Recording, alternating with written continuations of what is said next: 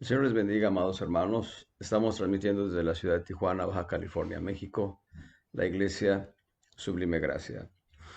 Hoy tomamos un tema nuevo. Hasta donde recuerdo, la semana pasada terminamos 7 principios para caminar en unidad como cuerpo, caminar en la mente de Cristo como un solo hombre, lo que podemos llamar también armonía mediante el ministerio del cuerpo de Cristo. En esta ocasión, quiero que veamos una enseñanza, tal vez nos tome mucho tiempo, dependerá siempre de la libertad que le demos nosotros al Espíritu de Dios para ser instruidos por Él. Decía mi pastor en la Ciudad de México que los, eh, la mejor escuela para aprender la Biblia es la iglesia. El mejor salón de clase, perdón, la mejor aula de clase es la iglesia. Y el mejor libro de texto para aprender de Dios es la palabra, la Biblia. Y finalmente, el mejor maestro dentro del aula de clase, que es la iglesia, el mejor maestro es el Espíritu Santo. No son los ministerios, es el Espíritu Santo que actúa, que fluye a través de los ministerios. Evidentemente será Cristo fluyendo como apóstol, profeta, evangelista, pastor, maestro, anciano, diácono, el Espíritu de Cristo fluyendo. Hoy vamos a ver una enseñanza que es de suyo muy importante para nosotros como cristianos. En el libro de Tito, en la epístola del apóstol Pablo a Tito, en el capítulo 2, versos 1 y 2, encontramos una exhortación del apóstol Pablo a Tito. Dice, empero tú, habla lo que conviene. Estoy en Tito capítulo 2, verso 1. Habla lo que conviene a la sana doctrina. Verso 2. Que los viejos sean templados, graves, prudentes, sanos en la fe, en la caridad, en la paciencia. Voy a leer este verso 2 nuevamente porque es interesante, es la base de nuestra enseñanza. Es que los viejos sean templados, graves, prudentes, sanos en la fe, en la caridad y en la paciencia. Aquí debemos ir desglosando el versículo para poder tener el entendimiento de lo que es la enseñanza de hoy. Vamos a hablar de la sanidad del alma dentro de lo que son los fundamentos para el cristiano. Sabemos que los fundamentos para el cristiano son fe, esperanza y amor. Y estos fundamentos los está estableciendo Dios en el alma, en el alma del creyente. Dios está fundamentando la vida del creyente en principios doctrinales que le permiten al creyente crecer para ser un templo santo para morada de Dios en espíritu. Y lo que está diciendo el texto en primer lugar es los viejos. La palabra viejo en este texto específico no tiene que ver con ancianidad, no tiene que ver con edad avanzada. La palabra viejo tiene que ver con crecimiento espiritual. Es el primer punto que debemos anotar aquí. Habla de los viejos en un sentido de crecimiento espiritual. La Biblia nos muestra por lo menos 7 diferentes niveles de ancianato en la perspectiva espiritual, en la perspectiva de crecimiento espiritual. Y antes de continuar con el tema del ancianato, debemos reiterar lo que ya hemos aprendido en reuniones pasadas. Hemos aprendido que en griego existen 3 palabras específicas para hijo o hijos.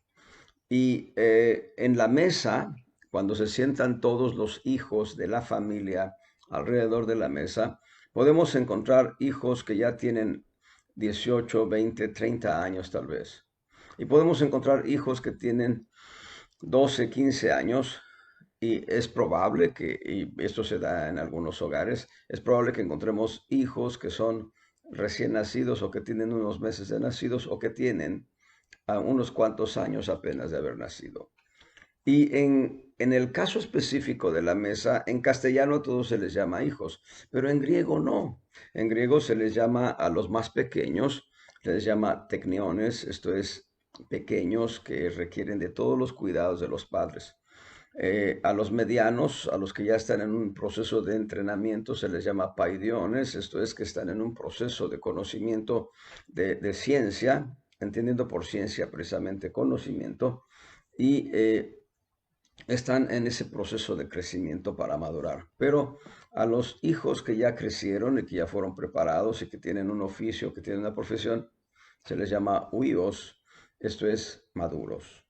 Teniendo esto en mente, teniendo estos tres vocablos, yo se los di en una ocasión en Primera de Juan, es rápidamente esto. Primera de Juan, el capítulo 2, en el verso 11. 12, en el verso 12, os escribo a vosotros hijitos. Esa palabra hijitos es tecniones. En el verso 13, en la parte final, a vosotros hijitos, ese es paidiones.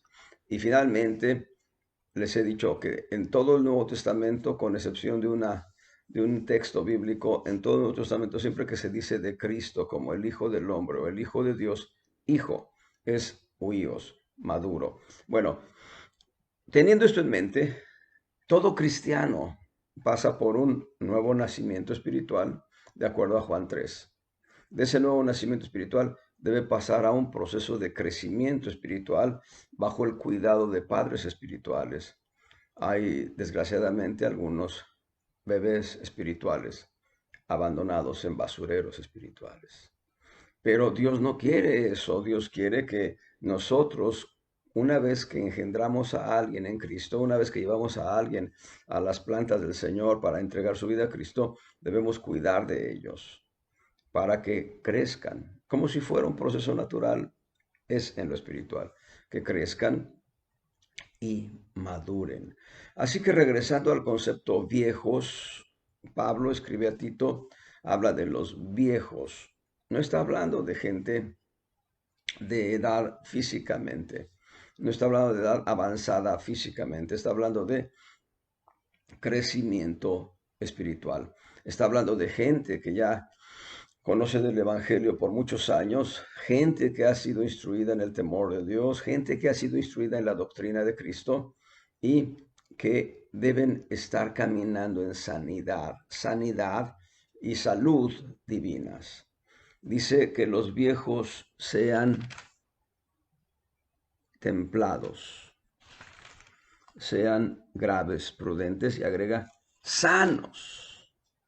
Regresando al concepto viejos, en la epístola del apóstol Pablo a Timoteo, la primera epístola, debe ser en el capítulo 3, dice el apóstol Pablo, es palabra fiel. Hay 7 veces la expresión palabra fiel en las epístolas paulinas, y esta es una de ellas. Es palabra fiel.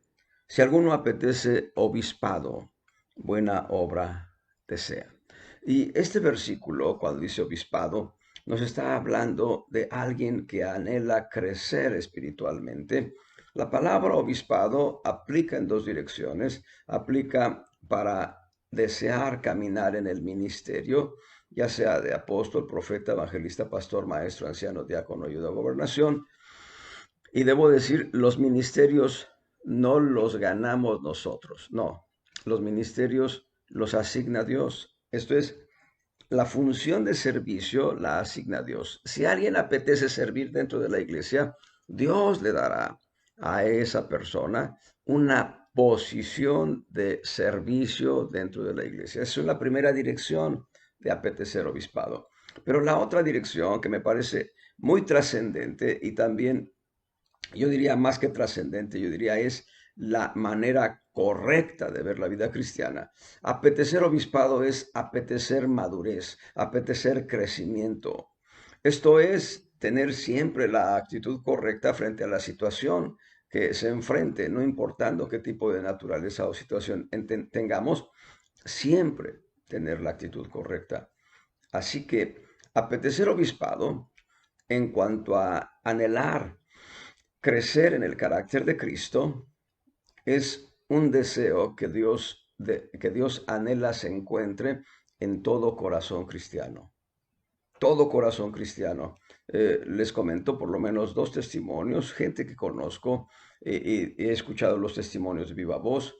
Un evangelista que se formó en la iglesia interdenominacional hace ya unos 30 años tal vez más.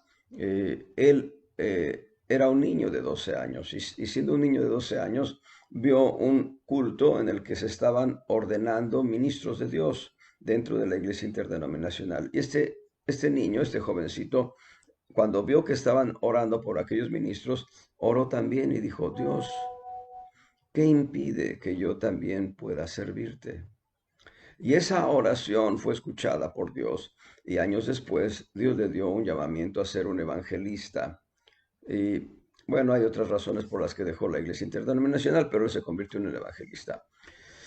Eh, Él estaba en La Paz, Baja California Sur. No sé ahorita dónde esté ministrando, pero yo lo escuché directamente de él el testimonio. Hay otro testimonio, un varón que es miembro, es pastor, miembro de la iglesia, de la denominación del movimiento Calvary Chapel.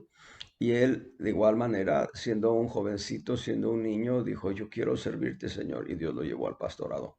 Ahora, eso es una situación específica de anhelo de servir al Señor en el ministerio, pero el anhelo de crecer al nivel de Cristo debe ser de todos los cristianos. Todo creyente debe anhelar eh, ser como Cristo en todo, en todo. Así que si alguno apetece obispado, y también hay una palabra en el Nuevo Testamento que es presbíteros o presbúteros, presbítero, me gusta la manera que se pronuncia porque la transliteración de una especie de U del griego al castellano tiene una pronunciación de Y, de Y. Entonces, presbíteros. Entonces, obispado y presbítero son sinónimos, en primer lugar, de ministerio, pero son sinónimos también, en segundo lugar, de crecimiento espiritual. Así que regresando a la epístola del apóstol Pablo a Tito, cuando le dice que los viejos, está hablando de los ancianos. Hay ancianos que después de caminar varios años en la iglesia cristiana, se les entiende como ancianos por crecimiento espiritual. Indiscutiblemente porque han aprendido de las escrituras y tienen cierto entendimiento mayor que otros. Esos son ancianos por crecimiento espiritual. Yo tengo apenas 34, 35 años caminando en Cristo, caminando en Cristo, así que estoy joven, ¿verdad? Estoy chaval. Bueno, 34 años, eso por cumplir 35 años caminando en Cristo, pero hay otro nivel de ancianato que es anciano por edad. Ahí sí, yo ya tengo 64 años, este año cumpliré 65, así que también soy anciano por edad. Y bueno, hay diferentes niveles de ancianato hasta llegar al ministerio quíntuple. Y lo que está diciendo el apóstol Pablo, los viejos. Ahora, debo situarlos en la época en que se escribe la epístola para ubicar precisamente el mensaje tan específico que está dando el apóstol Pablo. Primeramente, es una carta dirigida a un ministro de Dios. Para mí, Tito era un apóstol, porque Pablo le está estableciendo a Tito, le está diciendo a Tito que lo dejó en Creta para establecer ancianos. Ahí en la propia epístola, en el capítulo 1, en el verso 4 y 5, habla a Tito, es decir, la carta va dirigida a Tito, verdadero hijo en la común fe, gracia, misericordia y paz de Dios Padre y del Señor Jesucristo nuestro Salvador. Una salutación directa para Tito. Hay un preámbulo, los versos 1 al 3, en el 4 está la salutación a Tito, pero el verso 5 dice, por esta causa te dejé en Creta, para que corrigieses lo que falta y pusieses ancianos por las villas, así como yo te mandé. Bueno, comentarios marginales, primeramente, y otros comentarios que tienen que ver con la epístola en lo que atañe a Tito 2:2. Primeramente, Creta. Creta es una isla del Mediterráneo. Y en Creta existían en aquella época diferentes aldeas, diferentes poblados. Y cuando Pablo fue a predicar a Creta, se procuró ir a las aldeas, a los poblados y predicar el evangelio. Y una vez que se levantaban iglesias, él procuró que se establecieran ancianos en preparación. Es diferente el anciano en preparación al anciano que ya está establecido para gobernar la iglesia. El que está en preparación, si reprueba, queda descalificado para el ancianato, a saber, liderazgo dentro de la iglesia, pero no queda descalificado para crecer espiritualmente. Queda descalificado para gobernar dentro de la iglesia. Y esos ancianos en preparación, si calificaban, si aprobaban, indiscutiblemente eran puestos en el gobierno de la iglesia. Alguno de ellos vendría a ser pastor y otros de ellos vendrían a desarrollar otro tipo de ministerio o tal vez quedasen solamente como ancianos dentro de la iglesia local donde habían sido establecidos. Creta tenía diferentes aldeas, diferentes poblados y por tanto en cada poblado se procuró establecer una iglesia local.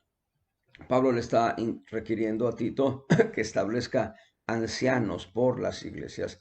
Esto es, ancianos que califican, ancianos que ya desarrollaron el ministerio, ancianos que han desarrollado el carácter de Cristo, ancianos que han madurado, ancianos que han crecido y que muestran el carácter de Cristo con su conducta, con su forma de ser. Bendito sea el Señor. Entonces le está diciendo que corrija lo que falta y que ponga ancianos por las villas. Ahí el concepto villas habla de poblados, habla de aldeas, así como yo te mandé. Bueno, Pablo le está instruyendo a Tito. Y entonces de ahí regresamos al punto de Tito 2, que los viejos, que los ancianos sean, número uno, templados.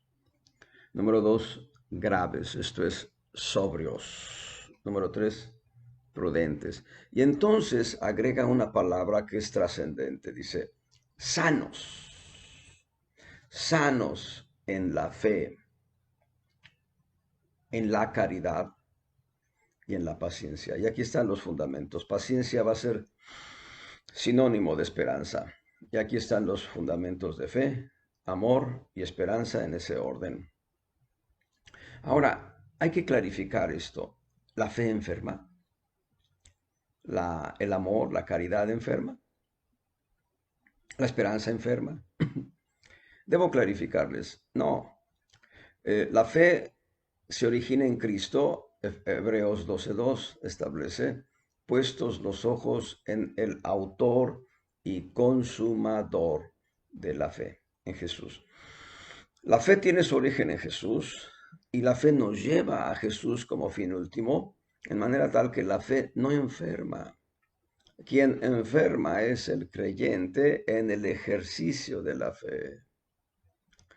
Eh, la caridad no enferma. Primera de Corintios capítulo 13.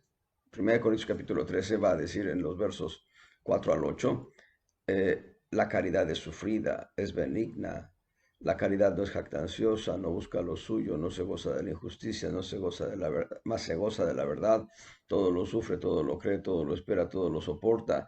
Y hay un principio esencialísimo en la primera línea del verso 8. La caridad, el amor ágape, el amor que es de Dios, el amor que es Dios mismo, nunca deja de ser. Por tanto, la caridad no enferma.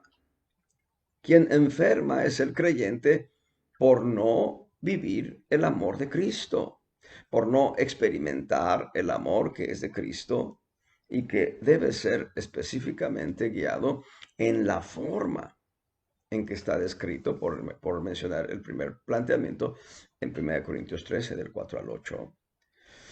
Así que la caridad no enferma. El que enferma es el creyente por no experimentar la caridad. El creyente enferma por caminar en desamor.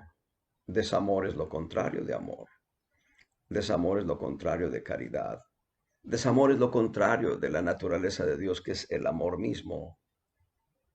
Y la esperanza no enferma. El que enferma es el creyente en cuanto a moverse en esperanza. El creyente es quien enferma en cuanto a no caminar correctamente en la paciencia divina. Bendito sea el Señor. Evidentemente aquí Pablo dice paciencia, y paciencia es espera puesta bajo presión. La paciencia, la esperanza corresponde a una espera puesta bajo presión, y la esperanza no enferma, porque el apóstol Pablo tiene el cuidado de describir a los colosenses y decirles: es Cristo en vosotros, la esperanza de gloria. En otras palabras, Cristo mismo es nuestra esperanza de gloria. Por tanto, Cristo no enferma.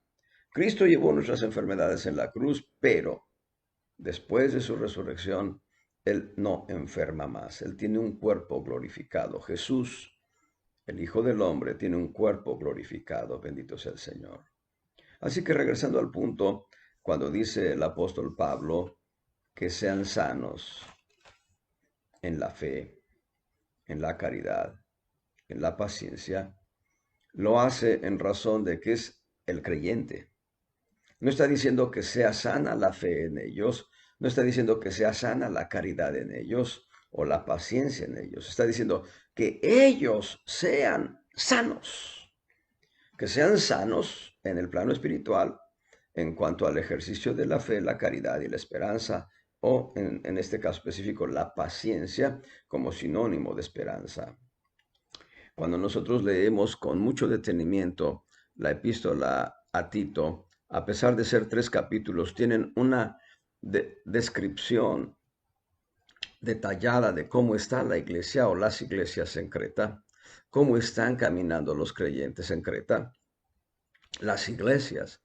Y entonces esto le carga el corazón a Pablo, porque las iglesias de Creta no están caminando en la manera en que Dios quiere que caminen.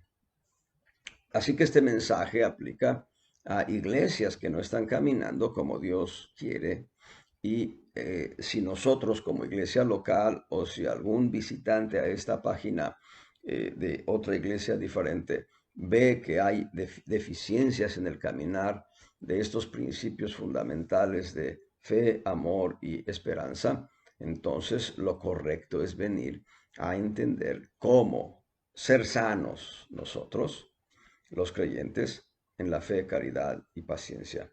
Y ahorita todavía no entramos en detalles, pero ya nos está anunciando Tito 2:2.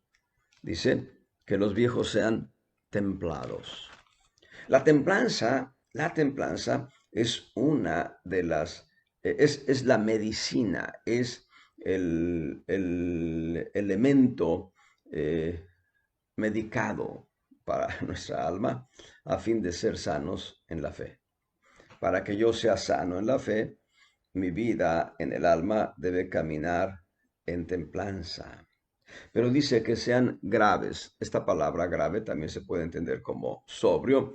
Y recientemente terminamos una enseñanza de cómo estar firmes delante de Dios cuando comience su ira. Y esa palabra de estar firmes nos habla de sobriedad, nos habla de actitud gallarda. Cómo somos graves, cómo somos templados, perdón, cómo somos sobrios. En esa medida, en esa misma medida, nosotros vamos a ser sanos en el amor, en la caridad, el amor ágape, el amor que es de Dios, el amor que es Dios mismo. Y finalmente dice que sean prudentes, y la prudencia es el medicamento espiritual para nuestra alma, a fin de caminar correctamente en una fe, perdón, en una esperanza que eh, está de acuerdo a la expectativa divina. Así que gloria sea al Señor.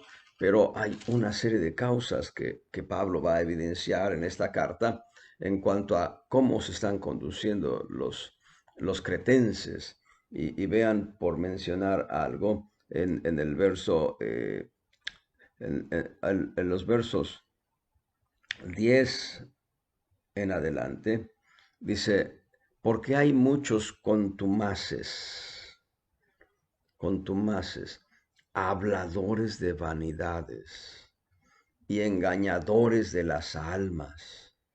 Mayormente los que son de la circuncisión. Aquí había judíos ya involucrados en las iglesias, judíos que habían aceptado a Cristo como Salvador personal, pero que practicaban el judaísmo, practicaban el legalismo de Moisés, el legalismo dado en el Pentateuco por Moisés.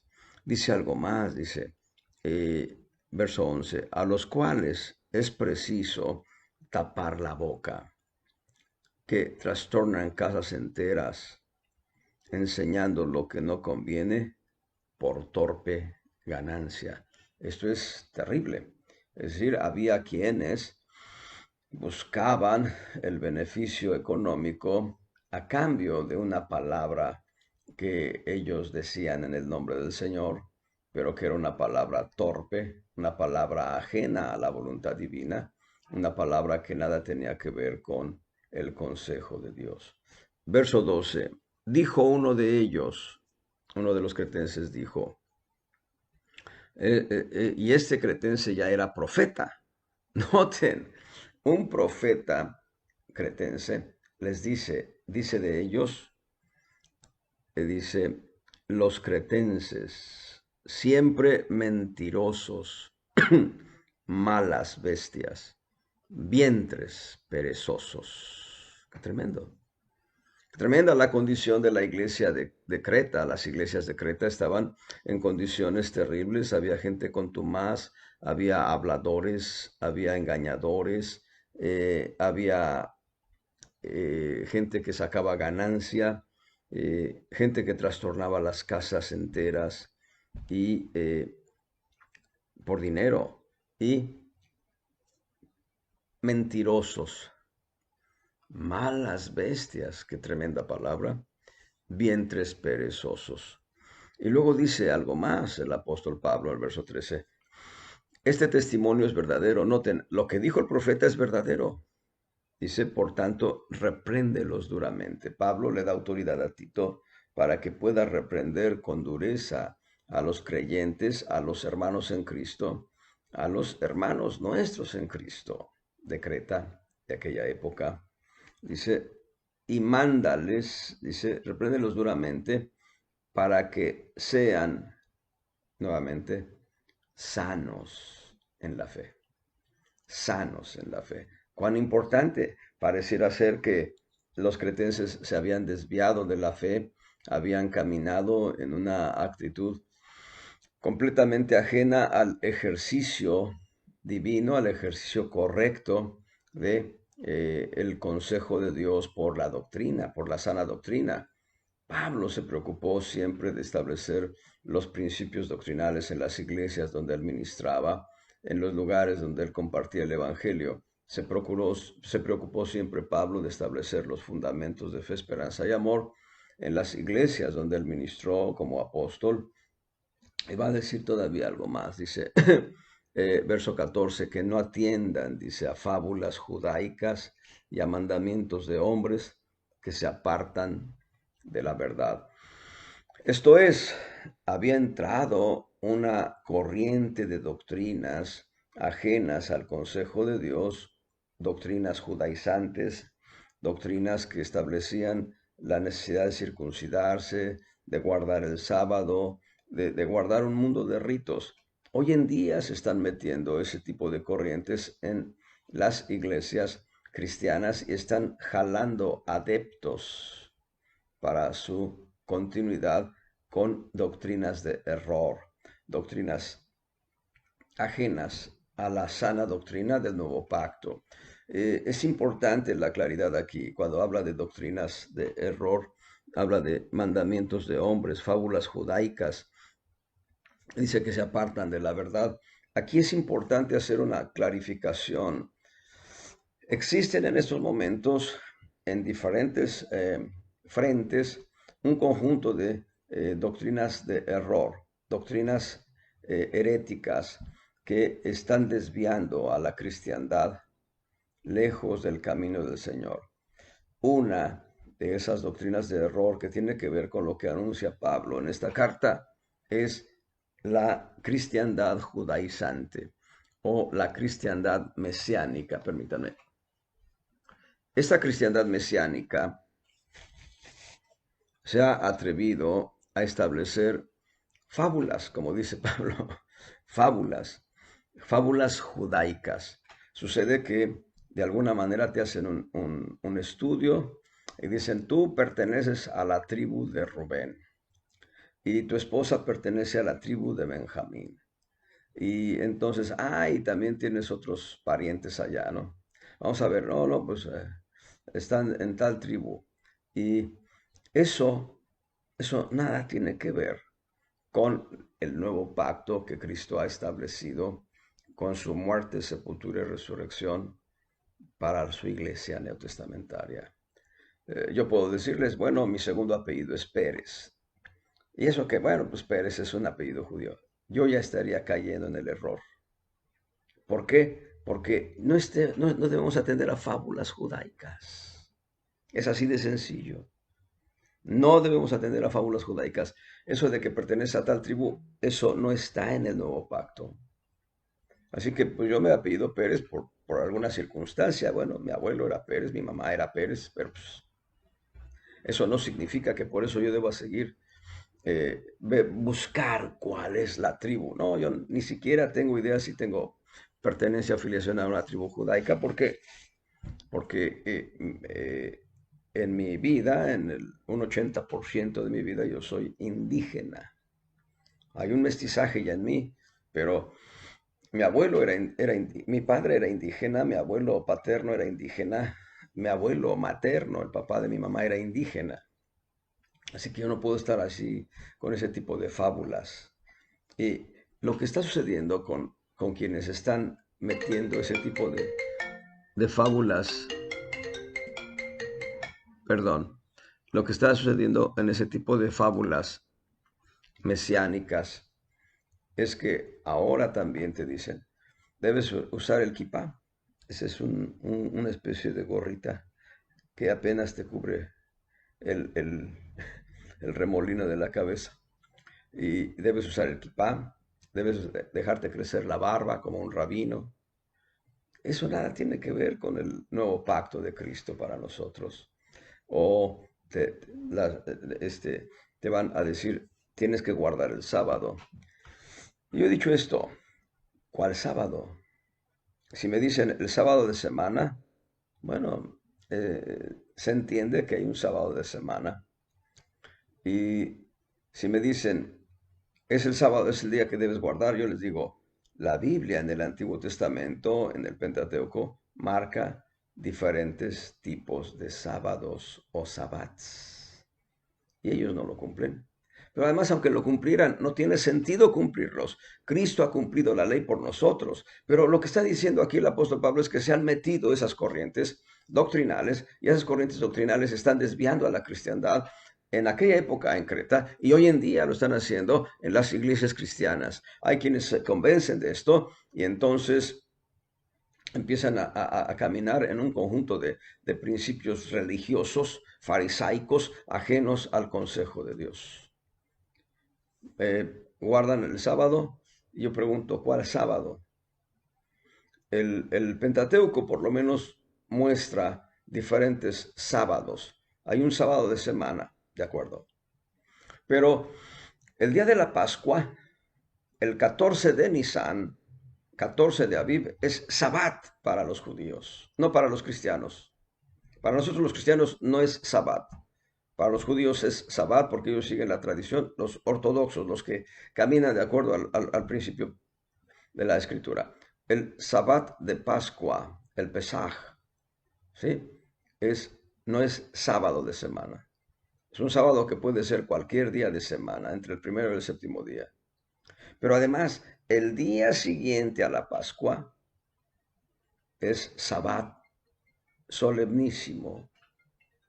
Sabbat solemnísimo de guardar. Y luego de ese día hay 7 días de panes ácimos. hay 7 días de panes ácimos que hay 7 días de panes ácimos que se deben guardar de acuerdo a la ley. Nosotros no los guardamos porque no estamos bajo la ley. Nosotros no estamos bajo la ley. Nosotros estamos bajo la gracia. Y les doy una semilla. En Hebreos, y me parece que es en el capítulo 7 de Hebreos, se dice que la ley fue modificada o la ley fue sustituida por una nueva ley. Y esa nueva ley, perdón,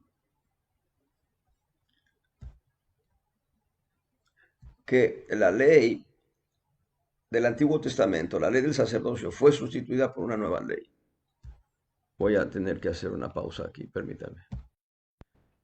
Continuando entonces, hay quienes están predicando fábulas judaicas hoy en día y decía yo que el Sabbat de semana es uno, el Sabbat del Pesaj es dos, el Sabbat de los panes ácimos, que es siguiente a la Pascua, precisamente es tres. Está el Sabbat del día de las expiaciones, está el Sabbat de los primeros frutos, está el Sabbat de los tabernáculos, la fiesta de los tabernáculos es toda una semana. Entonces, yo quiero ver si realmente están guardando todos esos días como sabáticos. Y además de ello, que está el Sabbat de las cosechas, y apenas estamos hablando de días del año como días sabáticos.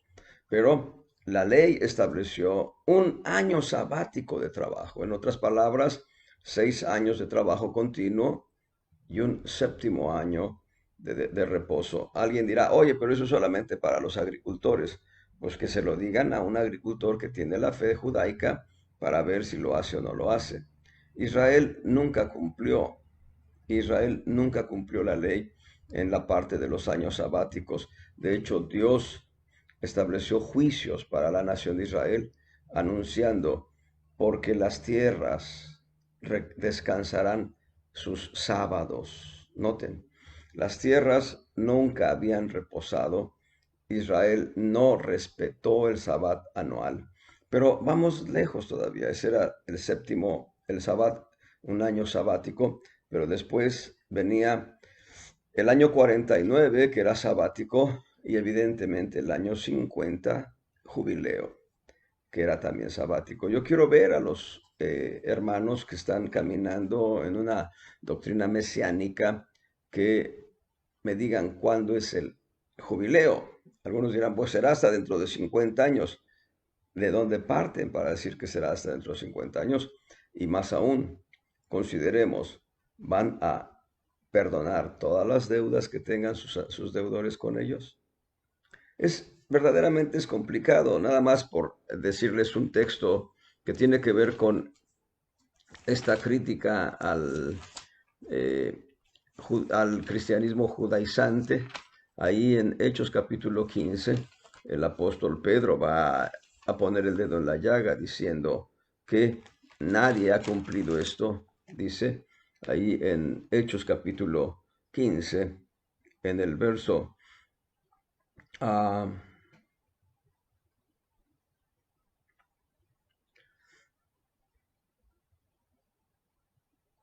en el verso 10, versos anteriores, Pedro está anunciando lo que es el yugo de la ley, y en el verso 10 dice, ahora pues, ¿por qué tentáis a Dios poniendo sobre la cerviz de los discípulos yugo que ni nuestros padres ni nosotros hemos podido llevar? Entonces, regresando a Tito capítulo 2, en el verso 12, en el verso, 14, fábulas judaicas. Es una fábula decir que podemos cumplir la ley, que podemos someternos a la ley en la manera en que fue descrita. Pedro lo está diciendo, ni nuestros padres ni nosotros hemos podido cumplir la ley.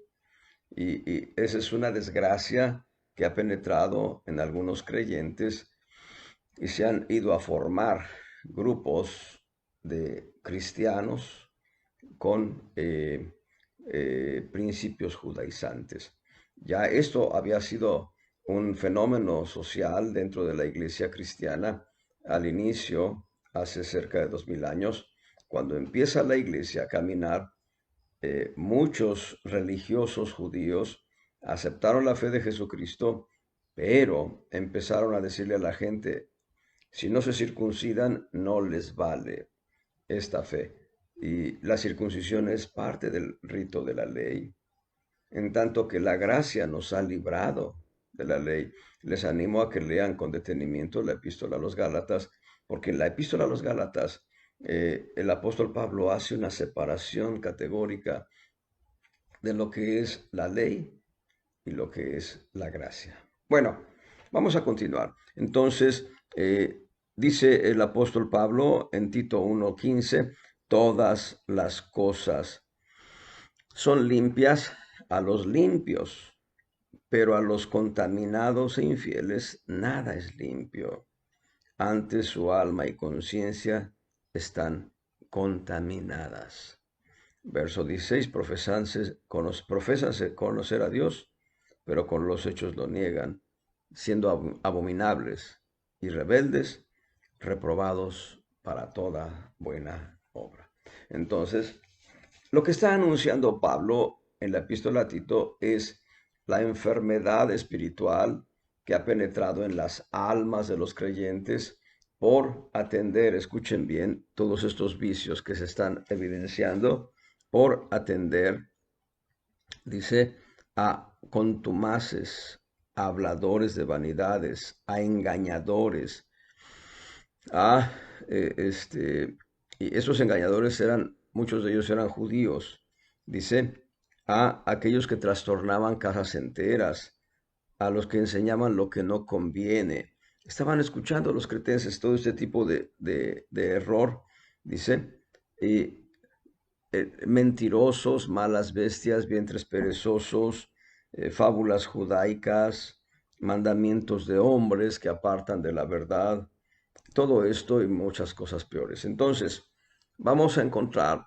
que el apóstol Pablo va a describir por lo menos diferentes vicios que se dan en la conducta humana del creyente en Cristo, vicios que le llevan a no practicar la fe como debe practicarse, a no practicar la caridad como debe practicarse, ya no ser expectantes de la gloria divina como corresponde a una esperanza sana.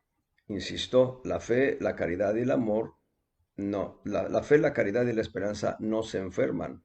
El que enferma es uno en cuanto a estos principios fundamentales para nuestras vidas.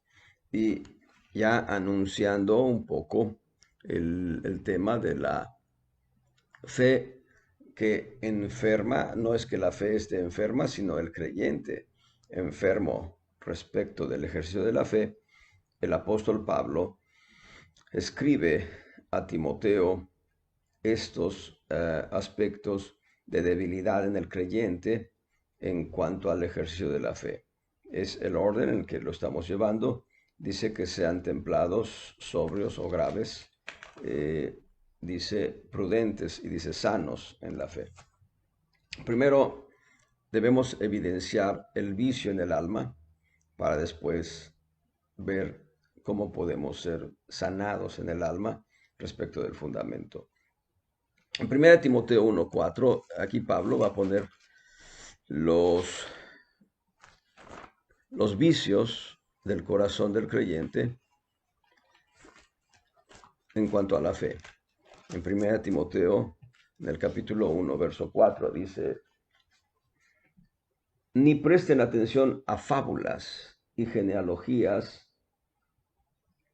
sin término, que antes engendran cuestiones que la edificación de Dios, que es por fe. Así te encargo ahora. Y lo primero que sucede en el corazón del creyente es engendrar cuestiones en contra de la fe. Cuestiones que están sustentadas en fábulas y genealogías de hombres. Genealogías que no tienen término. Bueno, a veces vamos a encontrarnos algún texto en la Biblia, sobre todo en el Antiguo Testamento, en el que aparentemente hay una contradicción o algo que realmente nuestro raciocinio no alcanza a comprender. Debemos ser cuidadosos para no enfermar en el alma en cuanto al ejercicio de la fe. Hay un comentarista, un reportero, un periodista, encumbrado ya en una posición de dirección, de liderazgo, en una empresa grande, en medios de comunicación. Y este hombre, entrevistado una ocasión por un noticiero, debo decirles, noticiero es el que lee noticias, noticiario es el programa. Desgraciadamente le llaman noticiero al programa, pero no. Noticiero es el que lee noticias. Bueno, un noticiero también de mucho prestigio ya a nivel nacional. Este director de su programa de radio estaba entrevistando a aquel que hoy es un alto directivo de un programa de medios muy grande. Bueno, y le decía un tema bíblico y aquel contestaba, no, bueno, pues claro que el Dios judío dice, claro que el Dios judío acepta sacrificios humanos de una manera así de simple, muy simple, sin establecer bases. Y dice, bueno, pues ahí está Abraham, ofreció a Isaac y pasa por alto todo lo que corresponde a una estructura doctrinal en el corazón de Abraham. Y pasa por alto que en realidad Isaac no fue sacrificado. Y después habla de aquel juez de Israel que ofreció a su hija, pero no justifica jamás, este director de noticiarios, jamás llega a justificar que Dios se haya agradado de un sacrificio humano. Es un absurdo. Él no conoce la escritura y por dos eventos aislados, dos textos completamente aislados de la Biblia, saca conclusiones que engendran cuestiones. Engendran cuestiones. Cuando nosotros leemos toda la escritura en una armonía desde el principio hasta el final, nosotros encontramos que en una expresión de prospectiva mesiánica, en Génesis capítulo 3, el Señor sacrificó tal vez dos grandes animales, tal vez dos toros, tal vez un bisonte, dos bisontes, no sé. Le tomó las pieles y con las pieles cubrió la desnudez de Adán y Eva, enseñando que era necesario un sacrificio para poder cubrir la desnudez que había traído el pecado. Nosotros vemos en el contexto de la escritura, en Génesis 4, Abel ofreció lo mejor de su ganado, y Hebreos 11 va a dar testimonio de los sacrificios, de las ofrendas de Abel, en plural, en plural. Y luego de Abel encontramos a Noé, después del diluvio, cuando ellos salen del arca. Noé va a ofrecer sacrificios pacíficos a Dios de animales limpios, y encontramos en la historia a Abraham. Abraham levantó por lo menos 7 diferentes altares y con ellos Abraham buscó agradar a Dios.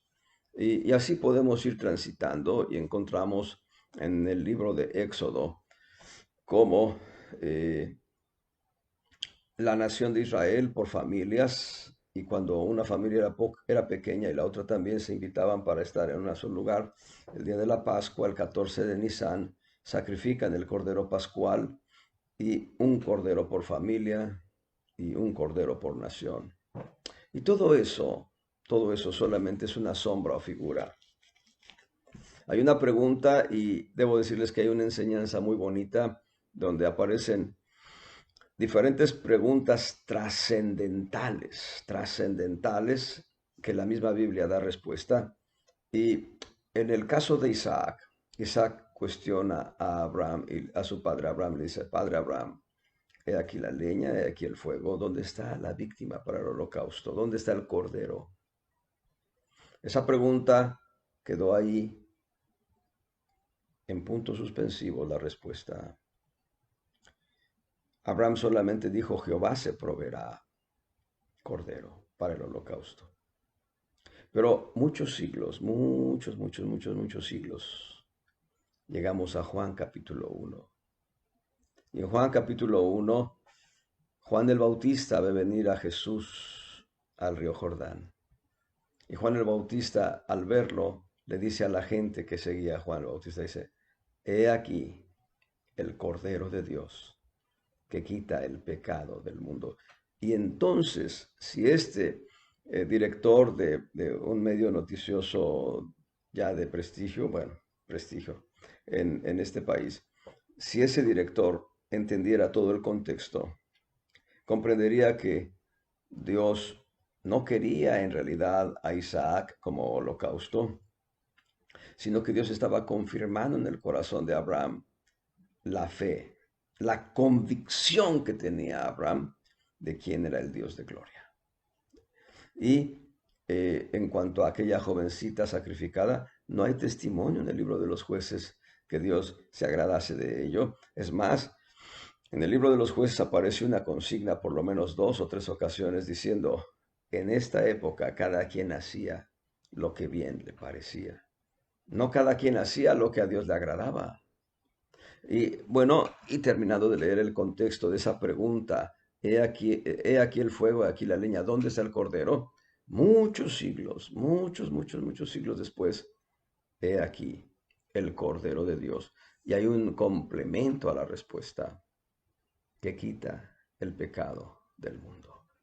Cuando Dios establece el sacrificio primigenio en Génesis 3:19, lo que hace es establecer la sombra o figura de que todas las víctimas que se sacrificaran de acuerdo a la ordenanza de la ley solamente anunciaban al Cordero que habría de venir para quitar el pecado del mundo en nosotros. Es Cristo en la cruz, el verdadero Cordero de Dios que quita el pecado del mundo.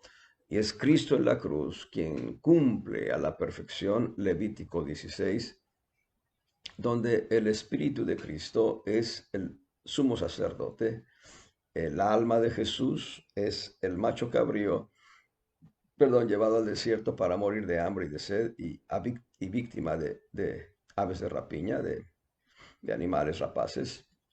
Y Jesús en la cruz, el cuerpo de Jesús el hombre en la cruz, es el macho cabrío sacrificado en el altar de bronce y llevado su cuerpo a ser quemado fuera del real, pero su sangre fue puesta en el propiciatorio o asiento de misericordia para cumplir así Cristo en la cruz, lo que es el ritual del Levítico 16. Eso, eso es lo único que sí agradó al Padre Celestial, que su Hijo muriese en la cruz, pero con un propósito muy específico, que muriese por nosotros. Entonces, hay quienes engendran cuestiones en cuanto a la fe. Ese hombre engendra cuestiones en cuanto a la fe. Hay otro programa de radio cuyo noticiario es seguido, cuyo noticiero, perdón, es seguido por millones de personas. Y en ese noticiero, y en ese noticiario, el noticiero invita a un sacerdote católico eh, que da consejos de moralidad. Y cuán terrible es que esos consejos de moralidad en algunas ocasiones no coinciden con la Biblia, y más aún cuando él, siendo un líder de opinión, se haya atrevido a decir que el infierno está aquí en la tierra. Y digo, uy, si este es el infierno, pues No hay tal, porque un infierno así, si bien se habla de violencia, se habla de pestes, se habla de guerra, se habla de todo eso, la gente sobrevive, los que mueren, mueren. Pero toda la gente que está experimentando su entorno diciendo este es el infierno, dice uno, pues qué benigno infierno. Y como es un líder de opinión y la gente que lo escucha, no todos razonan de acuerdo a lo que debe ser un razonamiento lógico adecuado. Entonces, pues este dijo eso, esta tierra es el infierno. No, no es así. Hay un auténtico infierno, hay un lago de fuego y azufre que será el fin último de los que rechazan a Cristo como Salvador personal. Y entonces se engendran cuestiones así, cuestiones en cuanto a la fe. Y algunos dicen, oye, pues esto suena bien. Yo diría, lo único que debe sonarte bien es la palabra de Dios, la escritura. Esto es lo que debe sonarnos bien.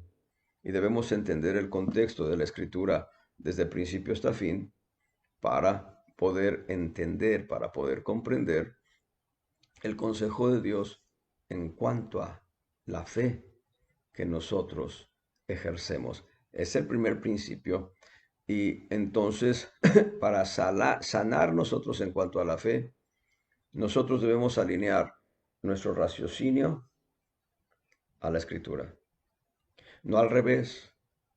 Hay quienes traen la escritura, la desmenuzan, ¿sí? Dicen, aquí está mal, aquí está mal, aquí está mal, aquí está mal. Pero nosotros lo que debemos hacer es venir a la escritura y, tú lo dijiste, Dios, tiene cumplimiento. Decía la madre de un profeta, hermano, ahorita, ¿cómo puedo olvidar el nombre? Ahorita lo tenía en mi mente. Bueno, la mamá de este varón, que es un profeta, hermano Belio Pérez, profeta del Señor, su mamá decía, la Biblia dice que una ballena se tragó a Jonás. Y yo lo creo, decía ella. Pero si la Biblia dijese que Jonás se tragó a la ballena, también lo creería, decía ella. La fe es descargar precisamente nuestras convicciones en que lo que dice la Escritura es verdad. Hay quienes no creen, bueno, cada uno llevará su propia carga, cada uno responderá delante de un diferente tribunal según el caso, delante de Dios, delante de Cristo. Los creyentes en Cristo rendiremos cuentas en el tribunal de Cristo. Los que rechacen a Cristo rendirán cuentas en el trono blanco. Yo prefiero ir al tribunal de Cristo porque ahí encuentro todavía gracia divina. Todavía encuentro un lugar en el cielo para mí. Y esto se da en razón de que entregamos nuestra vida a Cristo. La salvación no se pierde, nunca, jamás. Vamos a parar ahí, vamos a hacer una pausa y la próxima semana continuaremos con este tema de la sanidad para el alma en cuanto al ejercicio de los fundamentos de fe, caridad y paciencia, sinónimo de esperanza. El Señor les bendiga, amados hermanos.